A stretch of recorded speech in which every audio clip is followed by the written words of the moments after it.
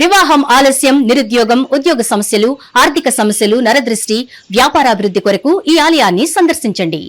శనీశ్వర దేవాలయం road number 3, Dwarakanagar main road, Munuganur, Hayathnagar, Hyderabad, Telangana. Phone number 9393584460. శనీశ్వర అనుగ్రహ ఫల సిద్ధ్యార్థం ఆలయాన్ని సందర్శించి సకల దోషముల నుండి విముక్తి పొందగలరు. నాగనాథ్ గారు, రాహుకేతులు మనిషి మనుగడకి, అభివృద్ధికి అవరోధాలు అంటారు. ఇది నిజమేనా? రాహు అంటే ఏంటో తెలుసు. రాహు అంటే కేతు అంటే కలియుగానికి. నాగనాథ్ గారు, రాహుకేతులు సంతాన ప్రాప్తి లేకుండా చేస్తాయి అంటారు. నిజమేనా? రాహుకేతువులు దేనికి సిగ్నిఫికెన్స్ అంటే మనిషిలో ఉన్నటువంటి. నాగనాథ్ గారు, ఇప్పుడు రాహుకేతుల ప్రభావం వల్లే పొలిటికల్ అండ్ ఫైనాన్షియల్ స్కామ్స్ జరుగుతాయి అంటారు. ఇది ఎంతవరకు నిజమంటారు? దుర్మార్గపు ఆలోచనలు, కాన్స్పిరసీస్, చీటింగ్, ఇవన్నీ కూడా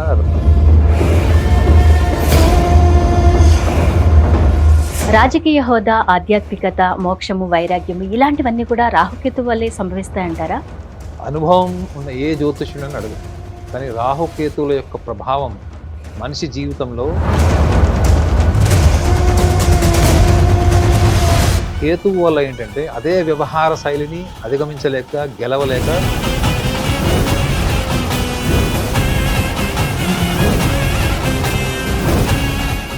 నమస్కారం, వెల్కమ్ టు హిట్ టీవీ. రాహుకేతువులు ఈ పేర్లు చెప్పగానే అందరూ భయపడిపోతూ ఉంటారు. మనిషి జీవితంపై ఈ గ్రహాల ప్రభావం నిజంగానే ఉంటుందా?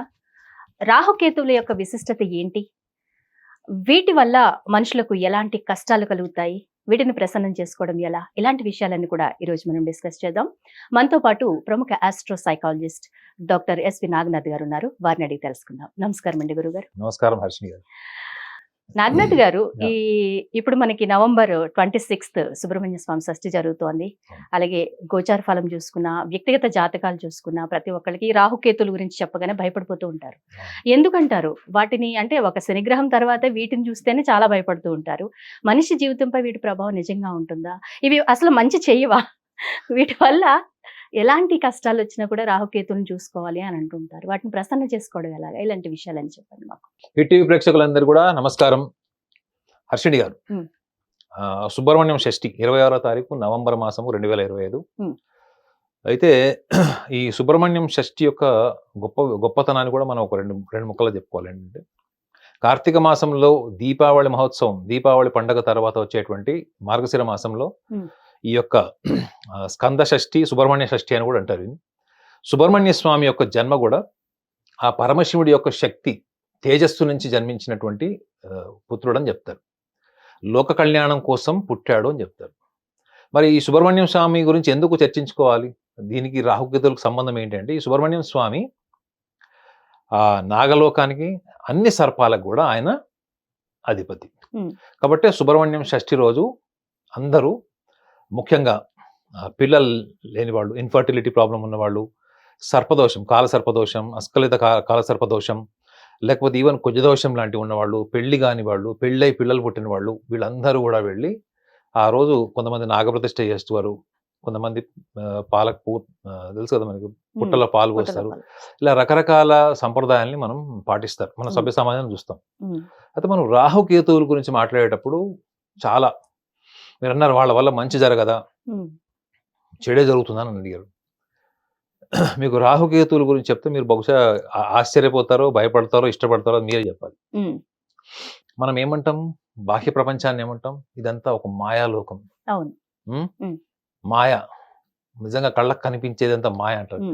కానీ మనం ఎప్పుడు రియలైజ్ గా ఏంటంటే, అరే మనం మాయ ఎట్లా అవుతుంది? మన ఇంట్లో స్విచ్ చేస్తే లైట్ వెలుగుతుంది, మనం ఆహారం తిన్నప్పుడు మనకు డైజెస్ట్ అవుతుంది, మన కళ్ళకు ప్రపంచంలో ప్రతి విషయం కనిపిస్తుంది వస్తు రూపంలో. ఈ భౌతిక పరమైనటువంటి విషయాలన్నింటిలో మనం సాంకేతిక పరిజ్ఞానంతో ఎంతో ఎదిగాము. చంద్రమండలం మీద కాలు పెట్టాం, అంగారకుడు మీద కాలు పెట్టాం. ఇంకా మాయ ఏంటి అని మనకు ఒక మీమాంస ఉంటుంది. రాహు యొక్క లక్షణం, రాహు దేన్ని ఎక్కువగా శాసిస్తాడు మన జీవితంలో అంటే, రాహుని నిర్దేశించాలంటే ఒకటే ఒక లైన్లో చెప్తాను మేడం. చెప్పండి. కలియుగ రాజు. ఈ కలియుగానికి రాజు ఎవరు? రాహు. ఏ రకంగా రాహు కూడా మీరు తెలుసుకోవాలి. కలియుగ రాజు అంటే ఏంటంటే, కలియుగంలో ఏం కావాలి మనిషికి చెప్పండి? పాండవులందరూ కొట్టుకొని విడిపోయింది దేనివల్ల, చంపుకుంది దేనివల్ల? రాజ్యం. రాజ్యం వల్లే. ఉమ్, భూమి, ఉమ్, రాజ్యము, ఆధిపత్యం, ఉమ్, ధనము, అహంకారం, ఇవన్నీ ఏంటి మనకి భోగాలు. యుగానికి ముందరే, కలియుగం స్టార్ట్ కాక ముందరే మనకు ఒక హింట్ వచ్చింది ఏంటంటే కలియుగం ఇంకా ఎంత పవర్ఫుల్ గా ఉంటుంది. ఉమ్, ఈ భౌతిక ఇహలోక సుఖ సంతోషాలన్నిటికీ అధిపతి ఎవరు? రాహు. రాహు. ఉమ్, అంటే మాయకును ఈ భౌతిక సుఖ సంతోషాలకు ఏంటి రిలేటివిటీ అంటే, ఉమ్, మనము 99% జీవితంలో మనం ఊహించినవి ఏవన్నా మనం చేస్తామా? Point number 1. ఉమ్, మనం ఎన్నో ఊహించుకుంటామండి. చిన్నప్పటి నుంచి చూడండి, మనకు ఊహ పెరిగినప్పటి నుంచి కూడా మనం రకరకాలుగా సినిమా చూస్తే సినిమాలో హీరో లాగనో, అమ్మాయి అయితే హీరోయిన్ లాగనో ఉమ్. ఆ క్యారెక్టర్ లోకి వెళ్ళిపోయి ఊహించేసుకుంటాము. సినిమా మొత్తం అలాగే చూస్తాం. మనం ఒక ఊహా ప్రపంచంలో బతుకుతామండి. అందుకే చూడండి, imagination is more powerful than knowledge అని ఒక సేయింగ్ ఉంటుంది ఐన్స్టైన్. మనం ఊహించినవన్నీ ఏంటి, మన జీవితంలో డాక్టర్ అయిపోవాలి, ఇంజనీర్ అయిపోవాలి, లేకపోతే ఎరగదీసేసి కోటీశ్వరులు అయిపోవాలి, ప్రపంచాన్ని శాసించేయాలి, రాజకీయాల్లోకి వెళ్ళిపోవాలి, ఇలా రకరకాల ఊహలతోనే మన బాల్యం అంతా గడుస్తుంది. ఊహలు, ఆశలు. ఊహలు ఫస్ట్ ఊహ మేడం. మనం ఊహించింది దాని మీద సాధన చేస్తున్నప్పుడు అది డ్రీమ్ కిందకి వస్తుంది. ఇమాజినేషన్ ఎప్పుడైతే మీరు ఎఫర్ట్ పెడతారో అది డ్రీమ్ కింద కనిపిస్తుంది. మీరు ఉట్టి పగటి కళలు కనడం, అందుకే మన దగ్గర పగటి కళలు కంటాడు వాడు, డే డ్రీమర్ అని ఒక పదం ఎక్కడి నుంచి వచ్చింది? ఎవరైతే ప్రయత్నం కూడా చేయరు కానీ ఊహల్లోనే బతుకుతారు చూడండి, వాళ్ళకి డే డ్రీమర్ ఉంటుంది. కళల్ని సార్థకం చేసుకునే వాడికి అది ఎంతో అంత దక్కుతుంది, percentage of benefit, objective benefit దక్కుతుంది. కానీ ఇక్కడ రాహు ప్రస్తావన ఏంటి చెప్పండి? రాహు అనేవాడు ఒక ఛాయాగ్రహం, ఒక రకమైన పొగ అని చెప్పొచ్చండి. అర్థమైందా? రాహు ఒక ఛాయాగ్రహం. రాహుకి తలకాయ తప్ప శరీరం ఉండదు. అర్థమైందా? అమృతాన్ని దొంగతనం చేసి తాగినప్పుడు, నోట్లో వేసుకున్నప్పుడు, వాడు అసురుడు, దేవుడుగా వాడు దేవతా రూపంలోకి వచ్చినటువంటి అసురుడు అని చెప్పింది ఎవరు? రవిచంద్రులే. అంటే సూర్యుడు చంద్రుడే శ్రీ మహావిష్ణువుకి మాయా రూపంలో ఉన్నటువంటి, ఎవరికి చెప్తాడు? శ్రీ మహావిష్ణువు ఎవరు మాయ రూపంలో ఉంటాడు? మోహిని రూపంలో ఉంటాడు. చెప్తాడు. చెప్పినప్పుడు ఆయనకు ఉన్నటువంటి సుదర్శన చక్రంతో వాడి మెడకాయ నరికేస్తాడు. అర్థమైందా? సో మెడకాయ నరికేసినప్పుడు ఏమైపోతుంది? ఆ నాలుక మీద ఉండిపోతుంది, గరడం నుంచి కిందికి రాదు అది. సో అప్పటి వరకు ఉన్నటువంటి ఒక శరీరం 2 ముక్కలు అయిపోతుంది. ఒకటి తలకాయ, రెండోది బాడీ, తలకాయ సపరేట్ కదా, తలకాయని మాత్రమే మనం రాహు అంటాం, మిగతా బాడీ పార్ట్ అంతా కూడా మనం కేతు కింద చెప్తాం. సో రాహు దేనికి అధిపతి? ఫస్ట్ రాహువుని కనుక మనం అర్థం చేసుకుంటే మనం మాయా ప్రపంచంలో ఎలా బతుకుతున్నాం, ఈ మాయా ప్రపంచం నుంచి మనం బయటికి ఎలా అర్థమవుతుంది. మనం ప్రతిదీ ఊహించుకుంటాం, ఆచరణకు సాధ్యం కానటువంటి రకరకాల మాటలు మాట్లాడతాం, ప్రతిదాన్ని మనం చేసేయాలి, చేసేస్తున్నాం అని అనుకుంటాం. ఇక్కడ రెండు రకాలుగా అర్థం చేసుకోవాలండి. ఒకటి ఏంటంటే మీరు ఎంత సంపాదించినా మీకు సంతృప్తి లేకపోవడం, కానీ వాటి మీద మీకు భయంకరమైన అటాచ్మెంట్ ఉండడం. ఈ 2 లక్షణాలు ప్రతి మనిషిలో ఉంటాయా లేదా చెప్పండి? మీకు ప్రతి దాంతో అటాచ్మెంట్ ఉంటుంది. కుటుంబంతో ఉంటుంది, జీవిత భాగస్వామితో ఉంటుంది, తల్లిదండ్రులతో ఉంటుంది, దేశం పట్ల ఉంటుంది, ఉద్యోగం, వ్యాపారం, చివరికి మీ ఇంట్లో ఉన్న లగ్జరీ కార్ మీద కూడా మీకు అటాచ్మెంట్ ఉంటుంది. ఈ అటాచ్మెంట్ ని డెవలప్ చేసేవాడు ఆబ్జెక్టివ్ వరల్డ్, అంటే భౌతిక సుఖ సంతోషాల్లో దీన్ని ఇలా ఫెవికాల్ వేసి బలంగా అతికిచ్చినట్టు పెట్టుకునేవాడు ఎవరు? రాహు. మరి ఇంత అటాచ్మెంట్ ఉన్న తర్వాత కూడా రాహు యొక్క స్థానాన్ని బట్టి వాళ్ళలో అసంతృప్తిని కలిగించేవాడు కూడా రాహువే. ఇప్పుడు చూడండి, మీకు కోరుకుంది మీకు దక్కినప్పుడు మీ అంత సంతోషపడాల్సిన వ్యక్తి ఎవరుంటారు? ఆయన ఎందుకు అసంతృప్తి ఉంది?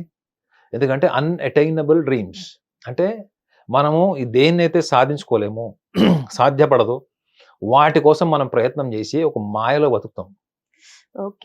అర్థమైందండి? ఆ మాయలో బతుకుతూ మనకేమనుకుంటాం అంటే, మనం జీవితంలో అరే మనం అనుకున్నది జరగలేదు, కోరుకుంది జరగలేదు, నిరాశ, నిస్పృహ. అందుకే చూడండి, రాహువు యొక్క ప్రభావం ఉన్న రాహుకి చాలా చాలా క్వాలిటీస్ ఉంటాయి.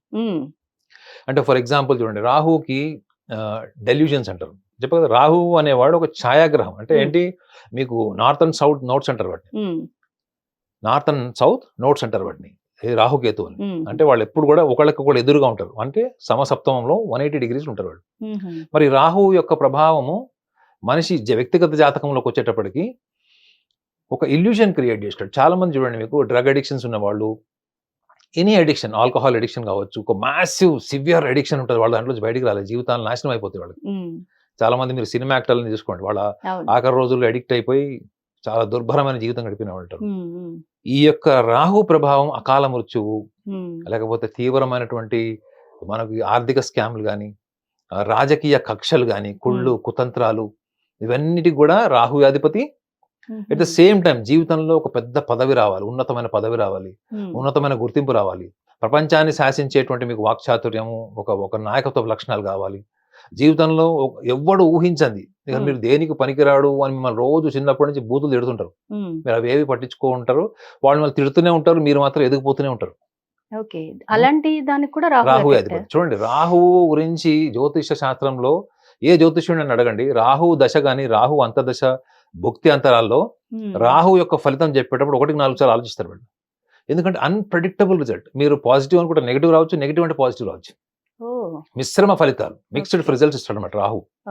ఇంత బలం ఉన్నటువంటి రాహు వ్యక్తిగత జాతకంలోకి వచ్చేటప్పటికి మనము ఏదైతే చూడండి, మీరు రాహు కనుక మీకు ధనస్థానంలో ఉన్నాడు అనుకోండి, మీ జాతక రీత్యా మీ జన్మ లగ్నాన్ని బట్టి మీకు ధనస్థానంలో ఉన్నాడు. మీరు ఎంత డబ్బు కోరుకుంటారంటే చిన్నప్పటి నుంచి మీకు డబ్బు మీద వ్యామోహం, డబ్బు అంటే పిచ్చి, డబ్బు తప్ప వేరే భావం మీలో ఉండదు. కానీ జీవితాంతం మీరు పేదరికంలోనే బతుకుతారు. అర్థమైందండి? అంటే మీరు దేన్నైతే కోరుకుంటారో అది మాయ. కోరుకుంది దక్కుతుందా? దక్కకపోవడం వల్ల ఏమవుతుంది? అసంతృప్తి వస్తుంది. మీరు చూడండి, చాలా మంది డిప్రెషన్లో ఉన్నవాళ్ళు, డెల్యూజన్స్లో ఉండేవాళ్ళు, హాలుసినేషన్స్లో ఉండేవాళ్ళు, వీళ్ళందరికీ కూడా జ్యోతిష శాస్త్రంలో రాహు యొక్క స్థానం ఎక్కడుందో చూస్తారు. అంటే వీళ్ళు ఏ కారణం వల్ల మెంటలీ అంత అప్సెట్ అయ్యారు? ప్రేమ వివాహం కాలేదనా, ప్రేమికుడు కానీ ప్రేమికురాలు విడిపోయారనా, లేకపోతే కుటుంబంలో తల్లిదండ్రులు బాగా హింసతో పెంచారా, లేదా వీళ్ళు ప్రయత్నాలు చేసి వీళ్ళు ఫలితం రాలేదా జీవితంలో? ఏదైనా బలమైన భావం, ఈ ద్వాదశ భావాల్లో ఉన్నటువంటి భావంలో ఏ భావంలో రాహువు కలిగి ఉంటాడో లగ్న భావాన్ని నుంచి చూసుకుంటే దాని పట్ల వాళ్ళకి విపరీతమైనటువంటి వ్యామోహము, ఒక అటాచ్మెంట్ ఉంటుంది. కానీ దానివల్ల వాళ్ళు ఎప్పుడు సంతృప్తిగా ఉండరు అని జ్యోతిషంలో ఉంటుంది. ఇది రాహువు లక్షణం. మరి కేతు ఏంటి? ఫెవికాల్తో అతికిచ్చేవాడు రాహు, బాహ్య ప్రపంచాన్ని. ఈ ఫెవికాల్ కి కెమికల్ వాడి తీసేసేవాడు కేతు. కేతు ఏంటి? కేతు ఇది అబ్సల్యూట్లీ డిటాచ్డ్ ప్లానెట్, వైరాగ్య ధోరణి. కేతువు లక్షణం ఏంటి తెలుసా అండి?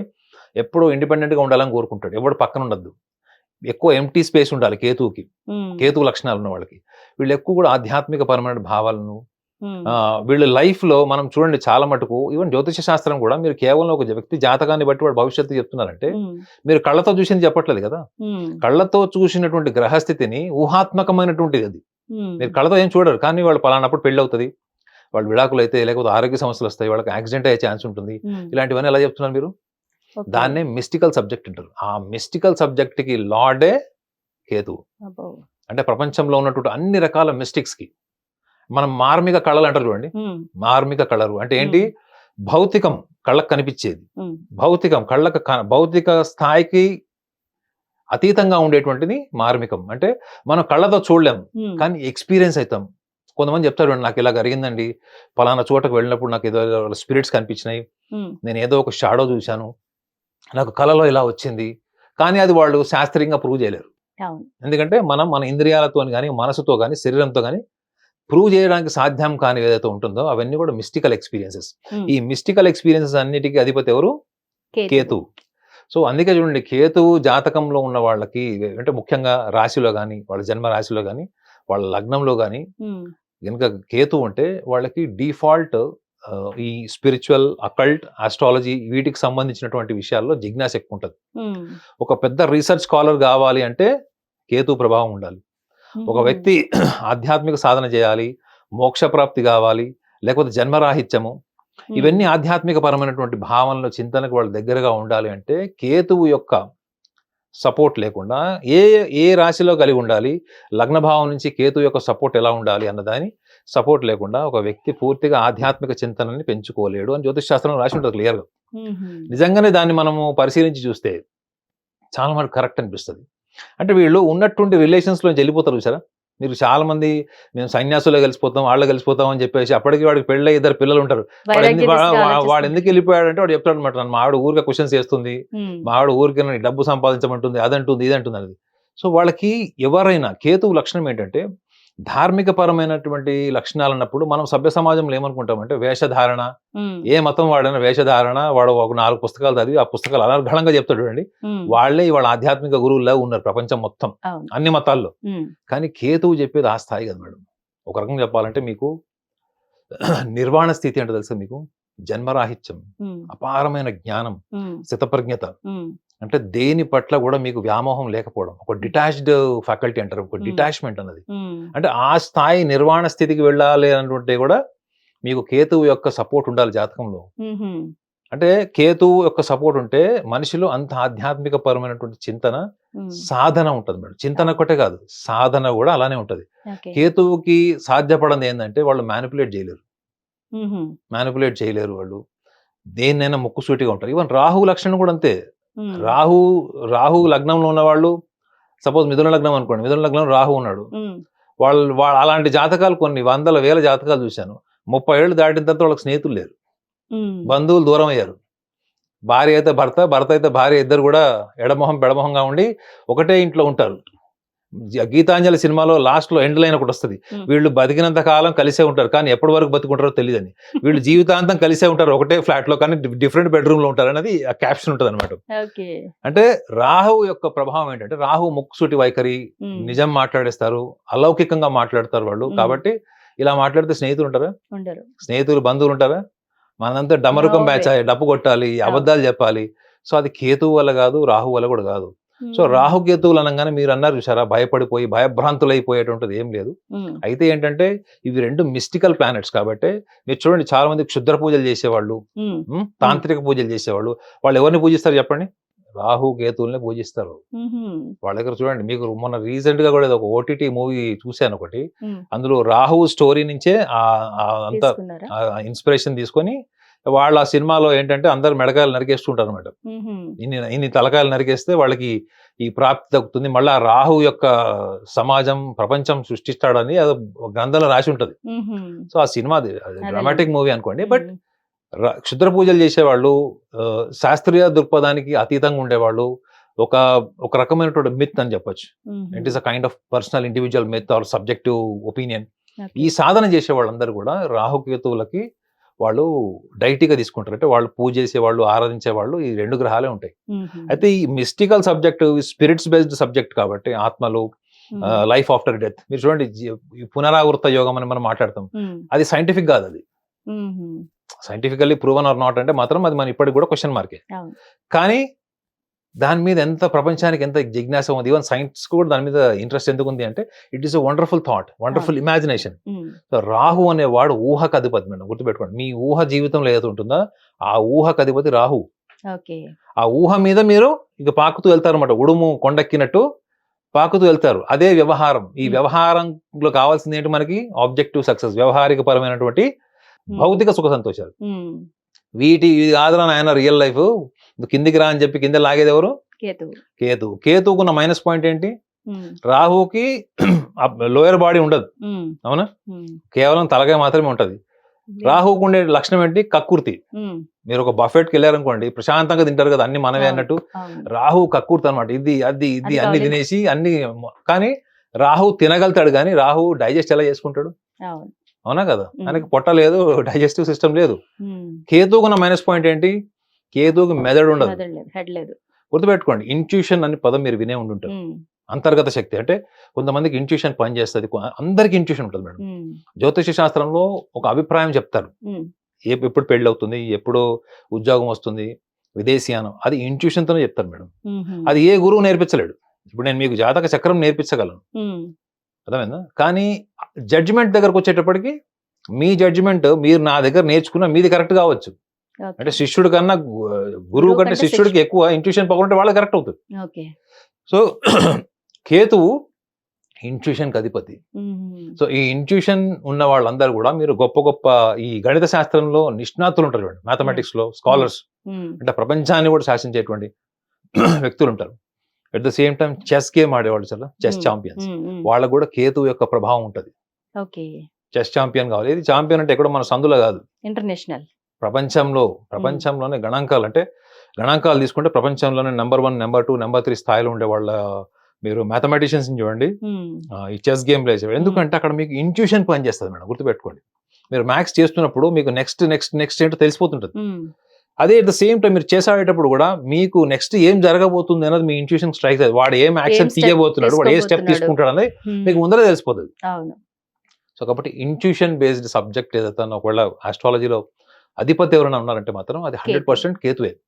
సో మంచి చెడు రెండిటి సమన్వయము రాహుకేతుల వల్ల ఉంటుంది. రాహుకేతువుల వల్ల జరిగేటువంటి గొప్ప మంచి కానీ అద్భుతమైనటువంటి విషయాలు జీవితంలో వేరే గ్రహాల వల్ల జరగవు. ఎట్ ద సేమ్ టైం వాళ్ళ వల్ల జరిగేటువంటి విపరీతాలు, ముఖ్యంగా ఇటువంటి భూకంపాలు, సునామీలు, ప్రకృతి ప్రళయాలు, అకాల మృత్యువులు, ఇవన్నీ కూడా రాహుకేతువుల యొక్క ప్రభావం అనేది జ్యోతిష్ శాస్త్రం ఉంటుంది. ఇప్పుడు చూడండి మేడం, ఒక యుద్ధం జరుగుతుంది. యుద్ధానికి ఒక నీతి ఉంటుంది. మహాభారత కాలం యుద్ధం తీసుకోండి. సూర్యోదయం తర్వాత సూర్యాస్తమయానికి అయిపోతుంది యుద్ధం. అప్పుడు ఏంటి, కత్తులు కటారాలు ఇవన్నీ పెట్టుకొని కొట్టుకొని పెట్టేవాళ్ళు. అవునా? అంటే ఒక్కొక్క సిస్టమేటిక్ వార్ జరిగేది. ఒకళ్ళనొకళ్ళు కొట్టుకోవడం కావాలి, ఆయుధాలు వాడేవాళ్ళు, కర్రలతో ఏమో చేసేవాళ్ళు. అదే మీరు రాహు యుద్ధం చేస్తే ఎలా ఉంటుంది చెప్పండి. రాహు యుద్ధం చేస్తే అక్కడ హిరోషిమా నాగసాకి మీద అమెరికా బాంబు వేసింది చూడండి, న్యూక్లియర్ బాంబు. రాహు వచ్చి అక్కడ ఒక బాంబు వేసి టైం వేస్ట్ చేయడు. ఇప్పుడు పొద్దున సాయంత్రం కొట్టుకుంటే మహా అంటే 50,000 మంది చనిపోతారు అనుకోండి. ఇప్పుడు ఒక బాంబు వేసాడు అనుకోండి, ఒక 50 లక్షల మంది పోతారు. అంటే అర్థమవుతుంది, లాజికల్ గా అర్థం చేసుకోండి. రాహువు is a very intense set result, negative and positive. చాలా ఇంటెన్సిఫైడ్ రిజల్ట్ ని ఇన్ఫ్లుయెన్స్ చేసేటువంటి గ్రహం రాహు. ఇక చిన్న చిన్న విషయాలకి నాకు పట్టు చీర కొనియలేదు, నాకు మల్లెపూలు కొనియలేదు, బైక్ కొనియలేదు, మా నాన్న నన్ను సరిగా చూడలేదు, మా అమ్మ సరిగా పట్టించుకోలేదు, స్టెప్ మదర్, ఇవన్నీ కారణాలు చెప్పేసి ఎంబట వెళ్ళిపోతారు చూడండి సన్యాసులకి. వాళ్ళందరూ కూడా కేతు యొక్క ప్రభావం ఉన్న వాళ్ళు కూడా ఎక్కువ ఉంటారు. కాబట్టి రాహుకేతువులు అనేవాళ్ళు మిశ్రమ ఫలితాలు ఇస్తారు. పూర్తిగా చెడు కాదు, పూర్తిగా మంచిది కాదు. అది రాహుకేతువులు వాళ్ళ వ్యక్తిగత జాతకంని బట్టి, గోచార ఫలంలో వాళ్ళ రాశిని బట్టి ఎటువంటి ఫలితాలు ఇస్తారనేది మనము మాట్లాడుకోవచ్చు.